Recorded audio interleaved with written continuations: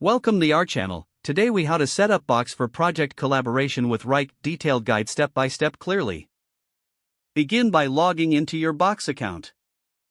Once you are on the Box dashboard, locate the New button on the top right. Click on the New button and select Folder from the drop-down menu. Name your new folder, something relevant to your project, and click Create.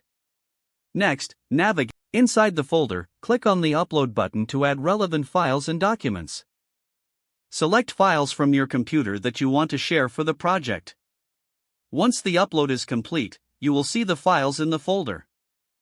To add collaborators, click on the Share button located in the folder's top right corner. In the sharing settings, enter the email addresses of your team members. Set the permission levels for each collaborator, ranging from viewer to editor. Once you have entered all the necessary emails and permissions, click Invite. Now switch over to your Wrike account. In Wrike, create a new project by clicking the plus New Project button. Name your project and fill in the required details.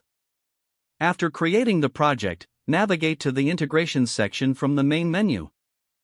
Select Box from the list of available integrations. Authorize Wrike to connect to your Box account by signing in. Once authorized, a window will appear prompting you to link your Box folder. Locate and select the folder you created earlier in Box. Confirm the selection and click Link to finalize the integration. Now that your Box folder is linked, you can attach Box files directly in Wrike tasks. To do this, create a new task within your Wrike project. In the task view, look for the Attachments section. Click on the Box icon to access your linked Box files. Select the files you wish to attach and click Add. You can now see your Box files added to the Wrike task. Repeat this process for any other tasks that require Box files. With Box and Wrike integrated, your project collaboration will be more efficient. Make sure to communicate with your team about the setup, encouraging them to utilize both platforms. Regularly update files in Box to keep everyone informed.